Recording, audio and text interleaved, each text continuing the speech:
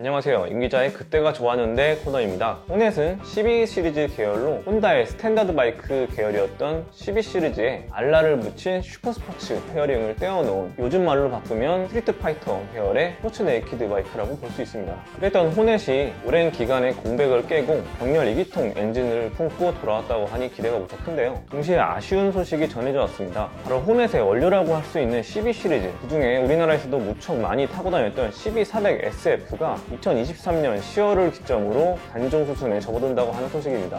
참 아쉬운 소식이 아닐 수 없는데요. 그래서 오늘은 12400SF의 화려했던 생애와 그 역사를 살짝이라도 되짚어보는 시간을 가져볼까 합니다. 그럼 지금부터 시작하도록 하겠습니다.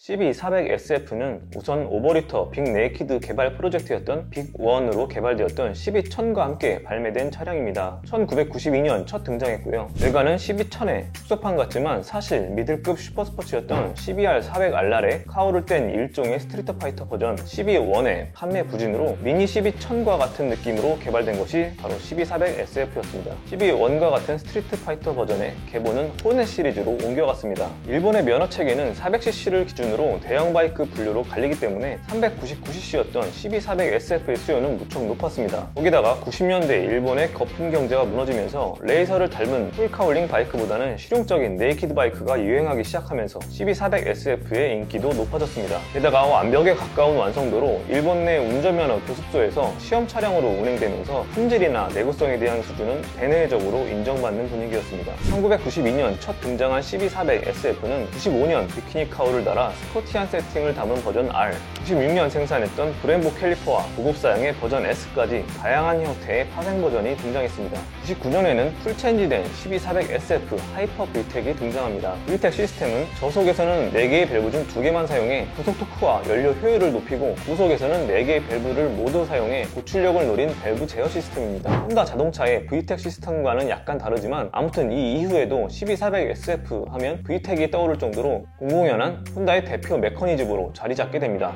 2002년에는 VTEC 스펙2가 등장했습니다. 밸브 변경 회전수를 조금 낮추고 HISS 이모빌라이저나 프론트 포크를 변경했습니다. 2003년에는 VTEC 스펙3가 출시되어 완성도를 높였는데요. 외전 토크를 높이고 6단 톱기어에서 크루징을 위해 VTEC이 작동되지 않도록 다른 기어보다 발동 시점을 조금 높여놨습니다. 팬덤 그랩바를 장착하고 스포티한 리어 카울링이 매력적이기도 합니다. 12400SF는 차량 중량 190kg 정도의 시트고는 750mm, 출력은 50마력대로 그야말로 누구나 부담없이 한 번쯤 타보고 싶은 바이크였는데요. 400cc 4기통 엔진은 비단결처럼 부드럽고 천천히 이동하고 싶을 때는 편안하게, 빠르게 달리고 싶을 때는 시속 200km까지 빠르게 가속하는 모범생 같은 바이크였습니다. 한창 4기통 스포츠 바이크 붐이었던 2000년대 초반, 특히 우리나라에 일본 내수용 12400SF가 많이 들어왔었는데요. 이때 정상적인 차량과 폐차, 부품차가 지속해서 사실상 잘 조합해서 운행만 되면 시장에 나오는 경우가 많았습니다. 저도 사실 대학생 때는 12400SF를 탔던 적이 있었는데요. 그 당시 중고 시세로 한 200~300만원 정도만 있으면 쉽게 상태 괜찮은 12400SF를 구할 수 있었던 것으로 기억합니다. 워낙 엔진과 차체 내구성이 좋다고 유명했던지라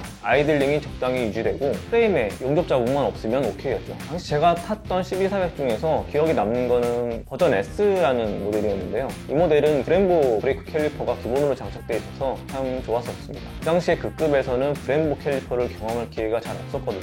그리고 CBR이나 NSR이나 RBF, VFR 같은 레이서 레플리카만 줄고 타다가 12400SF를 타면서 스포츠 네이키드에 새롭게 눈을 뜨게 된 계기가 되기도 했습니다. 당시 기억으로 특이한 건 슈퍼 볼도르라고 해서 하프 카울링이 달린 모델이 있었는데요. 프랑스에서 열리는 내구 레이스에서 따온 이름인데 장거리를 달리는데 쾌적함을 더하고 스트레스를 줄이는 역할로서 기능이 컸습니다. 혼다에서도 크게 기대하지는 않았지만 의외로 판매도가 높았다고 합니다. 당시에는 혼다의 12뿐 아니라 야마하 XJR, 스즈키 밴딧, 가와사키 ZRX 등 일본 내수 판매용 400cc급 경쟁이 꽤나 치열했기 때문에 개성이 다양한 네이키드 바이크가 많았고 중고 시장이 활성화되어 있어서 400cc급만 해도 선택권이 무척 많았습니다.